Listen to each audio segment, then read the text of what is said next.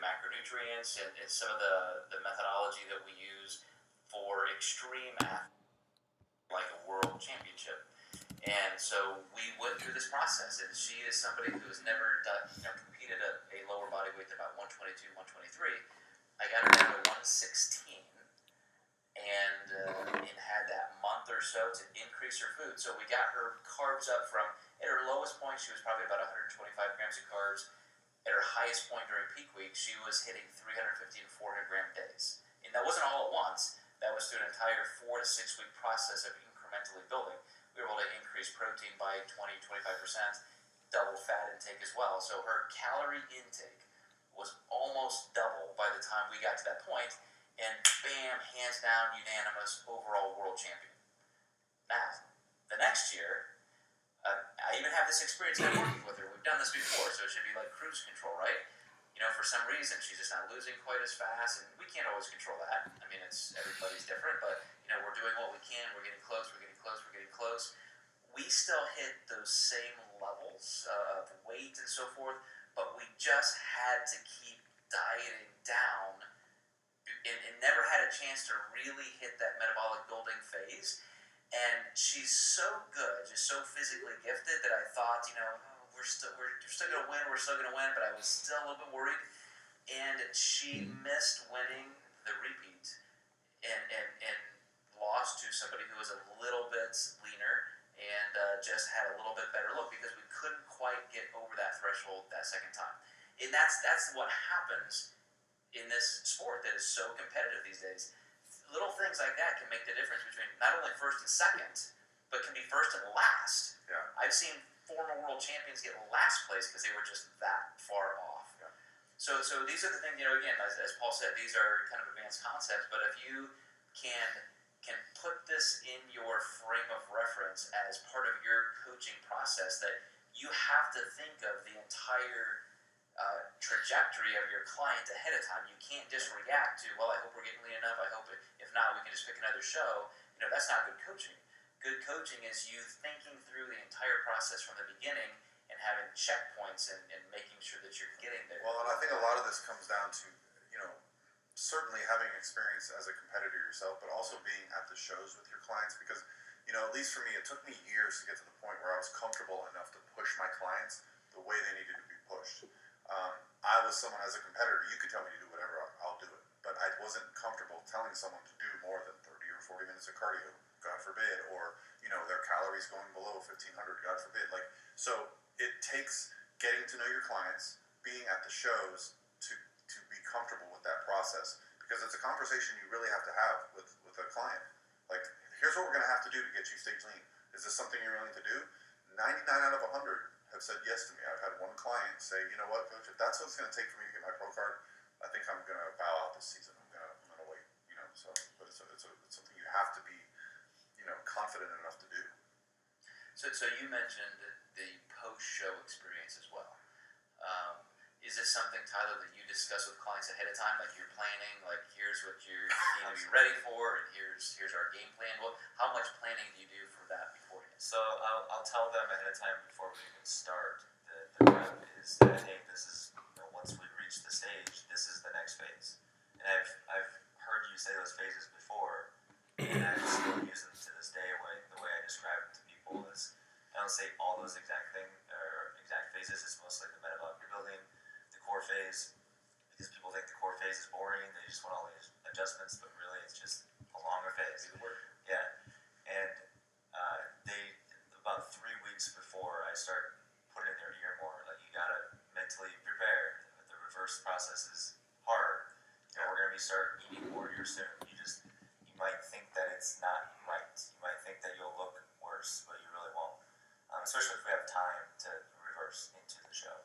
If we have a lot of time, I prep them ahead of time. Like, we're gonna start increasing food soon. Don't be alarmed. This is normal. You're gonna look better. But if we don't push or don't reverse into the show and it's just straight post-show, I'll have a plan in place before they even step on stage. Like, hey, when we're done, just have one meal and just eat comfortably. Don't try and stuff yourself. And just when you get full, just stop eating and that's it. Tomorrow, enjoy your day a little bit. Don't go crazy.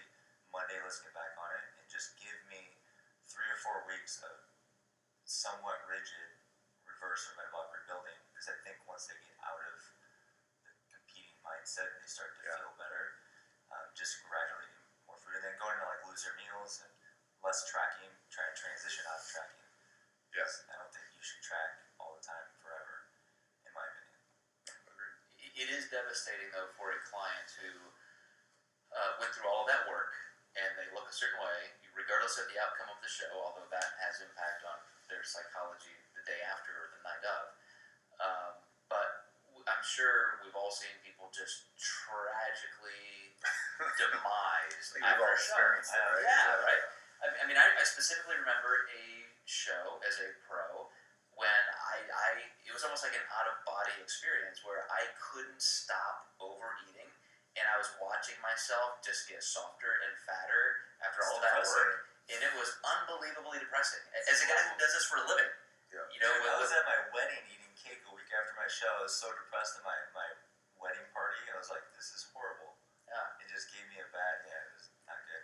So you mentioned, you know, having that plan of, you know, go have one meal, etc. Do you do anything more specific with post-show planning? You know, it comes a lot down to what's next, because there's a lot of different things post-show. So is there another show? I assume Did they just get no nationally shows qualified? after. Or is it a year off season? You know, the longer the time away from stage is going to be, the less rigid I'll be with that person. You know, and I also work with females and males, and females are going to have a different desire post-show than males. Most men are going to be happy to put on 5 or 10 pounds. But, you know, I still believe this is a very valuable time as an athlete that you can benefit, you know, metabolically without putting on body fat really quickly. So I think the most important thing is to educate them and say, what would you like to do? How do you want to handle this? Do you want to keep this more conservative and stay leaner and possibly do another show or compete in another year? And if the answer is yes, I'll help you, because the last thing I want to create is a psychological issue with them where they feel like they're failing me or failing themselves. And so I just try to really create open communications. Usually I would give them a set of macros before the show with an approach of say, hey, let's have a free meal this week. And if you're craving something after the show, go have it. The day after the show, enjoy yourself. And then Monday is let's back on a plan. you know, we as competitors create such normal patterns in our day. Just get back on that pattern. Don't make it weird. Just go back to your normal breakfast, do your normal cardio. We'll reduce it a little bit, but just get back into that normal lifestyle. I think one of the most dangerous things you can do is plan a vacation or a cruise or a, you know, all-you-can-eat buffet. Don't plan out 10 restaurants in one day. Yeah, and it can be tough if your competition season happens to end right as the holidays are starting, you know, which is something I've done in the past. But, you know, there's definitely some pitfalls that you can run into that, you know, hey, I'm doing a show and then we're going to go to Hawaii to stay all-inclusive resort. You know, that's a recipe for disaster, because you're not going to enjoy the resort because you're going to feel guilty for what you're doing, and you're also going to put on a lot of body fat rather quickly because you're overeating. So, you know, that's a conversation you have with the client. Yeah, and I think the take home is that it's something that needs to be planned. It's your responsibility as a coach to make sure you're going through the things that they don't even know they're going to experience. You know, how they're going to feel from the anticlimactic nature of the show. You've worked on this one thing for all of these months, and now it's over. Yeah. And so there is a lot psychologically happening. The post-show Physiologically, as soon as you get that extra surge of carbs or sugar, it's like, you know, you're the inner beast that wants to get your body fat back up at least above your metabolic set point, you know, comes out. So the feeling of eating something and feeling hungrier. oh, you're just like a freaking tiger. Yeah. But you guys, as future coaches, and I'm sure many of you already are coaches, you know, this entire process, starting from the very beginning of what you send your clients to how you create a strategy, what are the principles that you like to use, and how far you get a bend on that, all the way to explaining the strategies to the post-event. All of that stuff is incredibly important. And now for the next series of videos starting in week 5, we're going to really get into some of the nuts and bolts of those numbers. We're going to talk about energy balance, calories, macronutrients, and how these legendary